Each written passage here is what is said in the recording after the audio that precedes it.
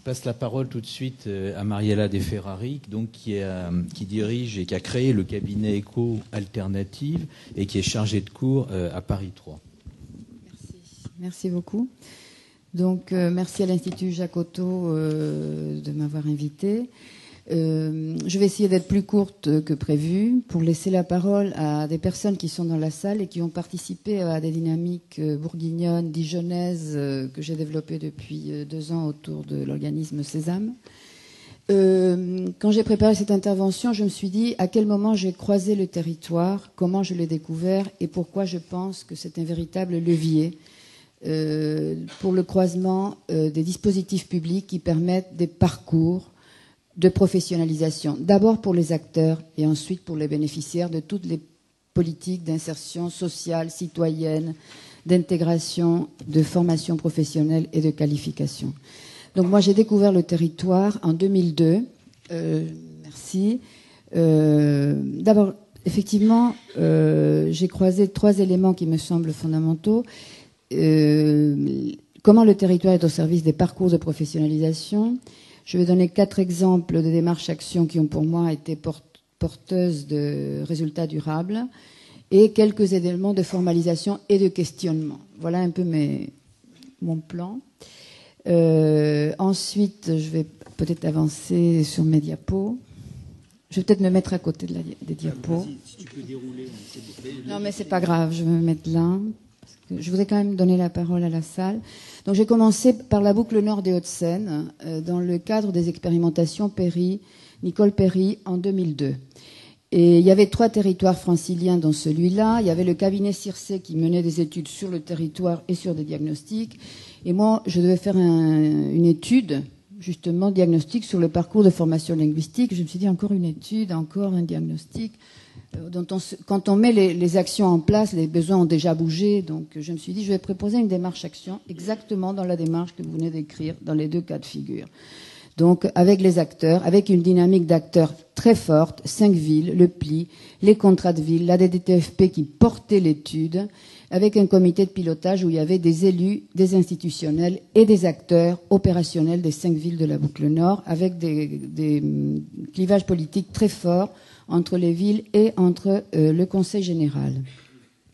Donc j'ai trouvé que progressivement, je circulais moi-même en animant, et je pense que le problème de territoire, c'est qu'il faut y aller. Il faut les rencontrer et savoir de quoi on parle. Parce que hier, par exemple, j'étais à Besançon, à Gré le matin, en Franche-Comté, à Gré le matin, à Besançon l'après-midi, pour le même projet du CNAR IAE, pour valider les compétences des salariés dans les associations intermédiaires. Donc, j'ai rencontré 3 personnes, 3 salariés le matin, 3 l'après-midi, dans le même cadre du projet, avec la même problématique, avec la même méthodologie et avec quelles problématiques différentes. Donc, si je n'étais pas allée rencontrer et les personnes et les territoires, je serais un peu dans ma bulle, en train d'imaginer des projets qui ne correspondent pas véritablement aux besoins des populations et des professionnels et des politiques qui se mettent en place. Donc ça, je l'ai découvert dans la boucle nord et je continue effectivement de le vérifier à chaque fois que je mène des études action, des démarches action, de formation action. Deuxième cas qui m'a conforté, c'était en 2004, 255 sites financés par l'Agence de la cohésion sociale et l'égalité en Île-de-France pour ce qu'on appelait avant les actions dites alpha de quartier pour des personnes qui ont des besoins linguistiques.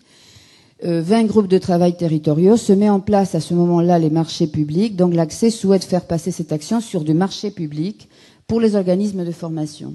Il y a eu une telle force des acteurs, et ce que vous aviez dit tout à l'heure, la force des acteurs du territoire qui fait bouger la politique publique.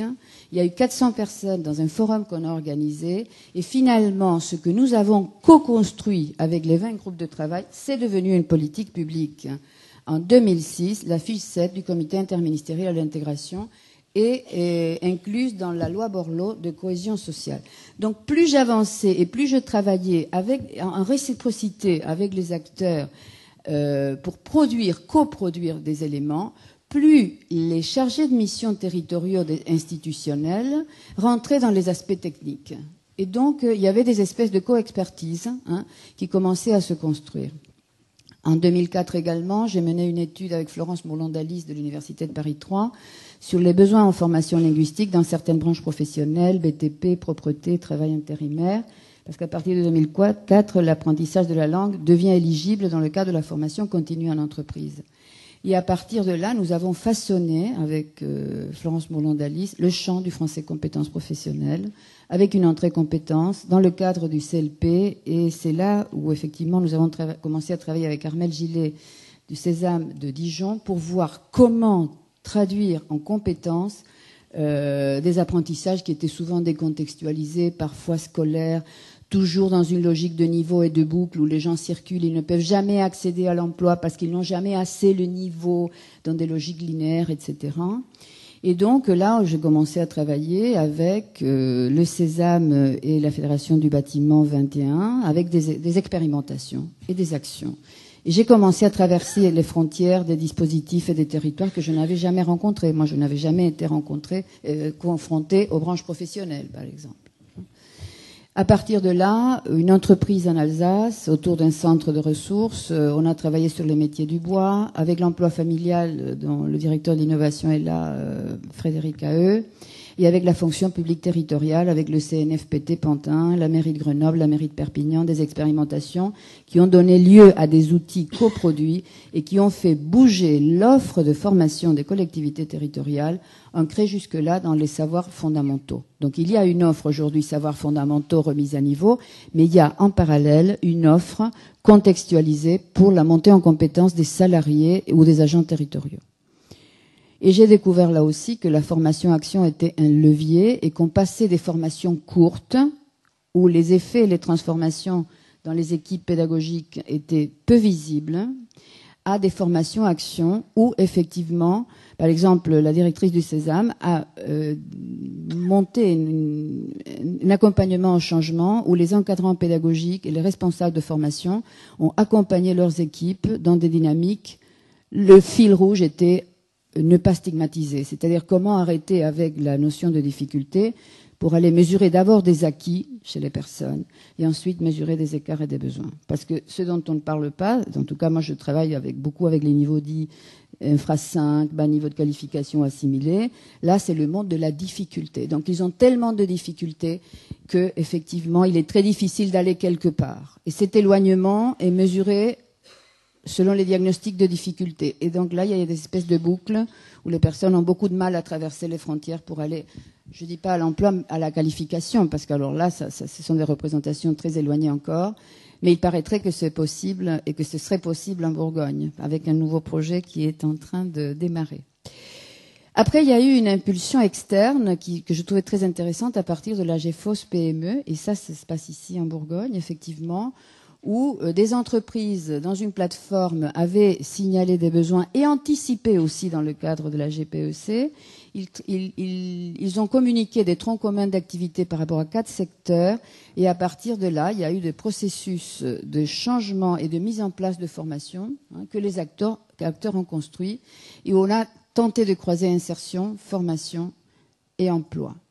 Et là, ça a été l'entrée compétences comme levier à partir de cartographie des compétences partagés entre les acteurs de l'orientation et la prescription, les acteurs de la formation et les acteurs de l'entreprise qui recevaient des demandeurs d'emploi avec une ingénierie de l'alternance pour réussir l'alternance lorsque les personnes partent en stage.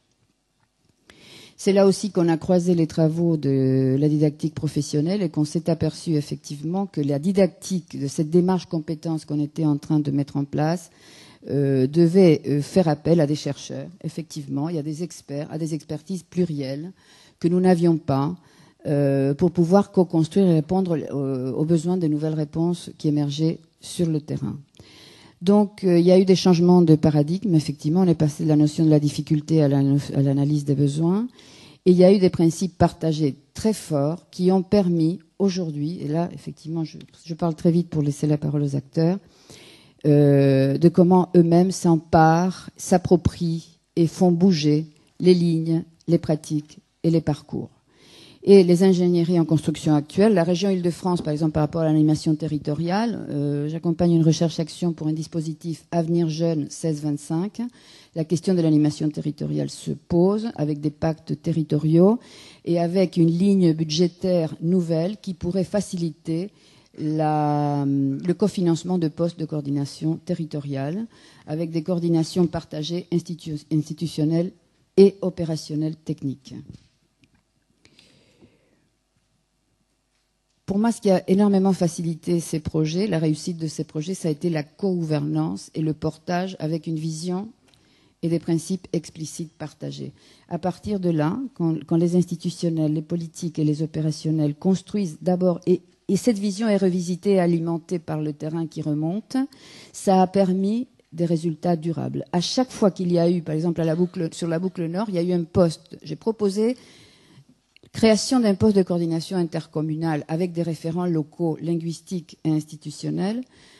Ça a mis 9 mois à émerger, mais les politiques et les institutionnels ont créé ce poste, cofinancé par la DDTEFP et les 5 villes, par exemple, qui a duré 6 ans.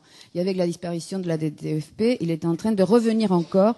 Et la ville de Gennevilliers m'a recontacté pour voir comment réactiver ces ingénieries, dont certaines sont encore valables et vives depuis 2002. La confiance réciproque entre les institutionnels et les opérationnels. Cette confiance réciproque permet l'expérimentation, la création et l'évolution par l'action. Parce qu'autrement, on en parle, mais on ne passe pas à l'action. Et ensuite, je pense que les complémentarités et les expertises partielles au service de ce principe permettent de croiser recherche, action et de faire évoluer les choses qu'on est en train de faire. Voilà.